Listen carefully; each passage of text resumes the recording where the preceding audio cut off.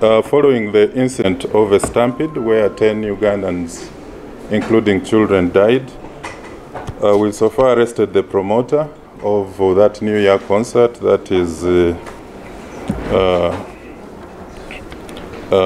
promoter of Abitex, that is Abe Musinguzi, and we are also actively searching for the organizers, for the other organizers and managers of that New Year concert at Freedom City Hall.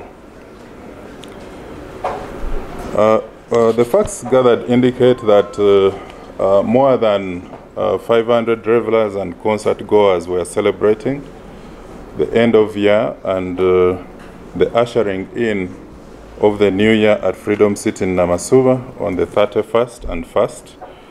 The celebrations were progressing well till that point where the master of ceremony recklessly made an announcement for the concert goers to move out and watch the fireworks display in the parking, and probably thereafter return to the concert. Now the packed crowd became dangerous after the rush for fireworks from the hall through a narrow corridor to the only exit entry point led to a panic mode because the local security guards had locked all the other gates. About 4 other exits and entries. So as a result, several victims were trapped, others trampled upon through the narrow passage, which became a real bottleneck for some of the juveniles. We have the names of 8 people. There is an identified male juvenile who is not yet identified, aged 16, and then the 10th body. But the 8 identified are Nakatumba Margaret, aged 29, Namyalo Mary, 14, Daniel Chivuka, 14, Nakakande Hadija, Nakanwaji Viola, Mwanje Shafik, Kizito Ibrahim, aged 11, Nakimati Hadija, and then there's a 16-year-old body of a male juvenile that's not identified yet. Now this is a very terrible tragedy, and our deepest sympathies go to the families of the deceased persons. There are those who are injured. We also wish them a speedy recovery. Our Deputy Inspector General of Police, Major General Tumusime Kasigazi, has visited the scene, and they are trying to come up with a timeline of basically what happened. And this afternoon also, Her Excellency the Vice President will also be visiting that scene and also condoling with the families of the bereaved. Now this concert was packed to capacity, and the premises, first of all, were physically inspected by our territorial police at Katwe, and they found that there were a number of access and access controls in place, a number of doors leading in, and so they gave it a go. Then also the counter-terrorism officers who were overseeing the fireworks, who were supposed to oversee the fireworks display, were also present. Now, the organizers and their private security were in charge of the inner security, while the external security and perimeter was manned by police and other security personnel due to the existing threat environment.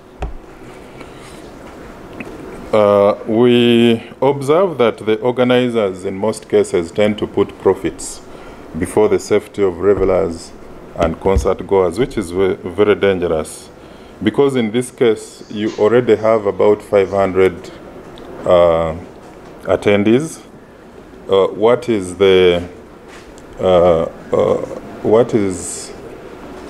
Why should somebody block all the other 4 exits and entries, and then only use one gate. Of course, they did it on the assumption that there could be other gate crashers or people who are non-ticketed that could find their way back into the concert hall. In addition to that, we are also going to take action because if you noticed amongst the deceased persons, we have children who are under 18 years. And of course, children are below 18 are not required to attend adult concerts. It is only those who are 18 and above that are permitted to attend such concerts because they are legally allowed to make their own decisions as adults. For those who are like 13 and 17, they can attend if they are accompanied by an adult or responsible person. So it is also an area that we are actually investigating. So far, our specialist teams from CID, Forensics, Counterterrorism and Crime Intelligence are continuing to carry out investigations.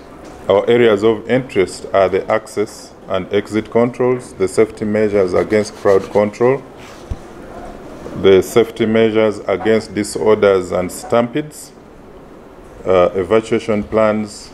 We want to establish whether paramedics and ambulances were on site, the number of stewards and ushers who are dedicated to the event, and the number of people at the concert, among others. So far, we have, like I've indicated, Abe Msinguzi, the promoter or organizer of the event. He's already in custody. We're already investigating him for negligent acts that could have caused the death of these 10. We also want to use this opportunity to remind organizers and promoters of events, proprietors of venues, to always provide enough to always follow the safety and security guidelines that we always give them on the management of public and major events.